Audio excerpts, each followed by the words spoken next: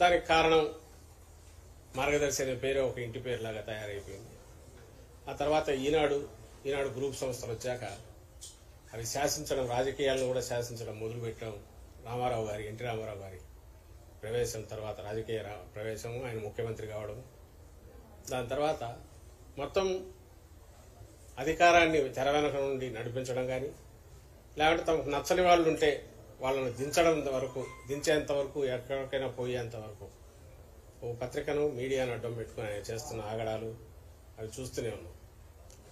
ఇంతగా ఎందుకు చెప్తున్నామంటే నిన్న ఎందుకు హిస్టారికల్ ఇది అవుతుందంటే ఇదంతా కూడా ఒక అబద్ధం మీద, ఒక మోసం మీద, ఒక అన్యాయం మీద, ఒక దుర్మార్గం మీద నిర్మించబడిన వ్యవస్థ ఇన్నాళ్ళు. అది ఇప్పుడు బయటికి రాబోతోంది. మొన్న ఇచ్చిన మళ్ళీ మొత్తం ఓపెన్ చేసి కేసును తెలంగాణ హైకోర్టు, సుప్రీంకోర్టు ఏదైతే ఇచ్చిందో దీనివల్ల ఏం జరగబోతోందంటే ఈ అక్రమాలన్నిటికీ మూలమైన మార్గదర్శి ఫైనాన్షియర్స్ అంటే బ్లాక్ మనీని వైట్ చేయడం దగ్గర నుంచి అసలు వేల కోట్ల రూపాయలు దాని నుంచి వచ్చిన వాటిని తీసి రామోజీరావు గారు తన సామ్రాజ్యాన్ని విస్తరించడం దగ్గర నుంచి, అలాగే దీని వెనక ముందు ఉన్న మార్గదర్శి చిట్ ఫండ్, దాంట్లో ప్రజల నమ్మకాన్ని ఆసరా చేసుకుని వాళ్ల డబ్బులన్నీ తెచ్చి వాటితో తన వ్యాపారాలు చేసుకోవడం కానీ, తన రాజకీయం నడపడం కానీ ఇవన్నీ చేయడం దగ్గర అవన్నీ కూడా రేపు వెలుగులోకి రాబోతున్నాయి. ఈయన చేసింది ఈరోజు నిన్న మొన్న బయటకు రేపు మళ్ళీ రాబోతుంది అంటే మార్గదర్శి ఫైనాన్షియర్స్ అనే దానికి ఒక రూపమే లేకపోవడం అనేది అన్నిటికంటే పెద్ద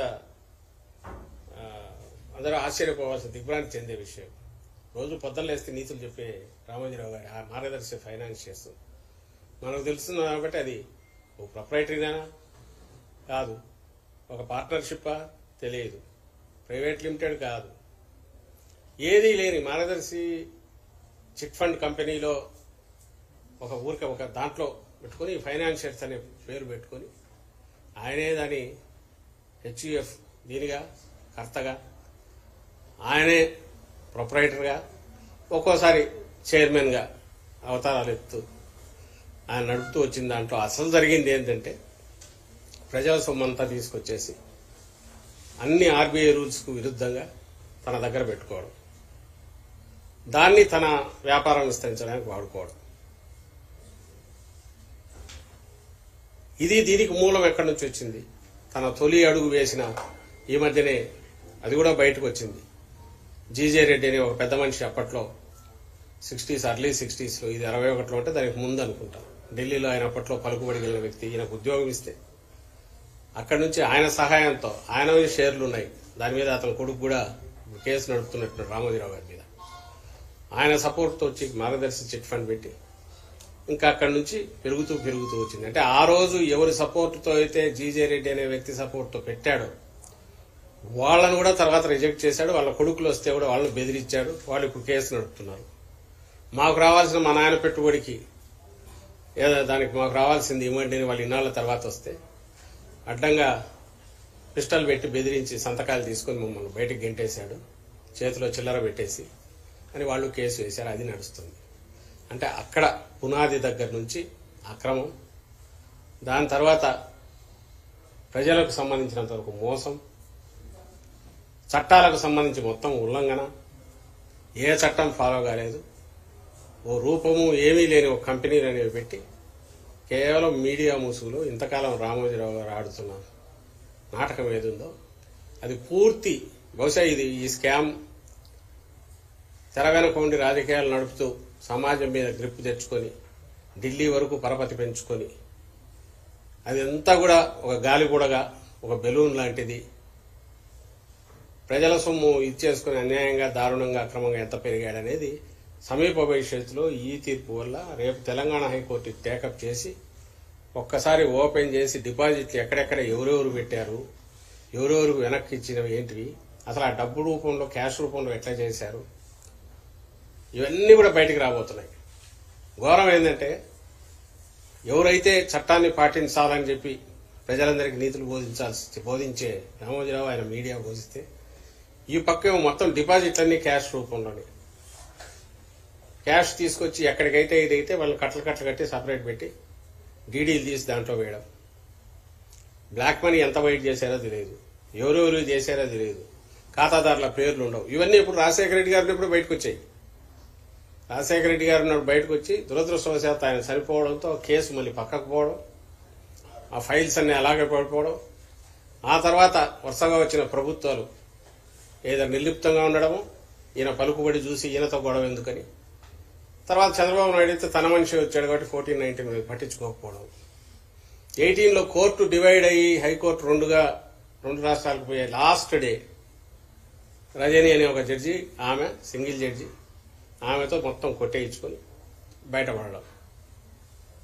చిత్రం ఏంటంటే అది కూడా ఇప్పుడు తప్పు చేశారని అంటున్నారు. ఇప్పుడు పాత చూస్తే అంతకుముందే డివిజన్ బెంచ్ ఈయన అప్పీల్ను పాస్ చేస్తే దాని మీద అది దాచిపెట్టి సింగిల్ జడ్జి దగ్గరికి పోయి ఈ ఆర్డర్ తెచ్చుకోవడం. అందరూ హైకోర్టు డివైడ్ అవుతున్న హడావుడిలో ఉన్నప్పుడు ఈ ఆర్డర్ తెచ్చేసుకొని అప్పుడు బయటపడితే మళ్ళీ తర్వాత ఉండవల్లి అరుణ్ కుమార్ గారు సుప్రీంకోర్టుకు పోవడము, తర్వాత స్టేట్ గవర్నమెంట్ ఇంప్లీడ్ కావడం, ఇవన్నీ మీరు వార్తలు కూడా చూసి ఉంటారు. ఇంతగా పద్దులు లేస్తే ఏదో నిత్యం ఉషోదయంతో సత్యం నినదించుగాకని ఒక నినాదం పెట్టుకొని రాష్ట్రం మొత్తానికి ఒక నైతిక సూత్రాలను బోధిస్తా ప్రపంచంలో అతిపెద్ద దీనికి సంబంధించి ఏమంటారు అన్ని ధర్మాలు పాటించే వ్యక్తిగా సంస్థలుగా చెప్పే ఆ గ్రూపు సంస్థలు ఏ పునాదుల మీద ఉన్నాయని తెలిస్తే, ఎంతవరకు దీని లోతులు ఉన్నాయని చూస్తుంటే భయమేస్తుంది, ఆందోళన కలుగుతుంది.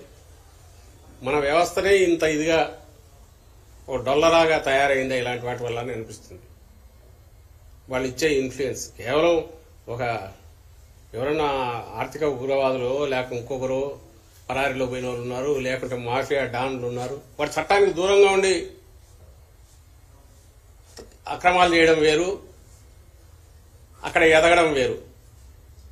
మాఫియా డాన్లు కానీ ఇంకోరు కానీ ఇక్కడ ఉంటే ఈ చట్టాలనే వాడుకొని వీటిలో లొసుగుల్నే వాడుకొని సమాజంలో పరపతిని పెంచుకొని దాని మీదనే ఒక పెద్ద ఆకాశ హర్మాన్ని నిర్మించడం, ప్రపంచంలోనే అతిపెద్ద నైతిక రుజువర్తన కలిగిన మహాప్రవక్తల్లాగా వీళ్ళు బయటికి రావడం, అక్కడి నుంచి రాజకీయాలు కూడా శాసించేంత వరకు పోవడం, ఇదే ఆందోళన కలిగించే విషయం. అలాంటి ఒక క్లాసిక్ కేసు ఏది అని అంటే ఈరోజు రామోజీరావు, ఈనాడు గ్రూపు అండ్ మార్గదర్శి గ్రూపు సంస్థలు, వీటి భాగవతం అంతా దీంట్లో బయటపడుతుంది. అంటే ఫ్యూచర్లో మన చట్టాలు చేసుకున్నా ఎంత జాగ్రత్తగా ఉండాలి, లేదా ఇలాంటి వాటికి అవకాశాలు ఎట్టున్నాయనేది మొత్తం తెలిపే క్లాసిక్ కేసు అవుతుంది ఇది, హిస్టారికల్ దీనికి సంబంధించి. అందువల్ల దీని సిగ్నిఫికెన్స్ ఇంతగా ఉంది. వచ్చే రోజుల్లో ఇవన్నీ బయటకు వస్తాయి, కంప్లీట్ బయటకు ఖచ్చితంగా వస్తాయి. ఇవి బయటికి తీస్తున్న కొద్దీ ఆయన ఎంత రెచ్చిపోతున్నాడో ఆయన పత్రికలోనే కనపడుతుంది. ఎంతగా వాంతి చేసుకుంటున్నాడో, ఎంతగా పైత్యం ఎక్కువైపోయిందో. ఈరోజు జగన్మోహన్ రెడ్డి గారి మీద కానీ ఇంకోటి బహిరంగ కోర్టులోనే మొన్న మాకు ప్రభుత్వం వ్యతిరేకంగా ఉందన్నారట. అంటే సుప్రీంకోర్టు ఆయన జడ్జీలు అన్నారట, మీరు ప్రభుత్వానికి వ్యతిరేకంగా ఉన్నారు కదా అని. నువ్వు ఏ రోజున నిష్పక్షపాతంగా ఉన్నావా? రామోజీరావు ఏ రోజున నిష్పక్షపాతంగా ఉన్నాడు? ఈ రోజు మీ మీడియా వాళ్ళు అడిగే క్వశ్చన్లన్నీ అదిగో అక్కడ వస్తున్నాయి.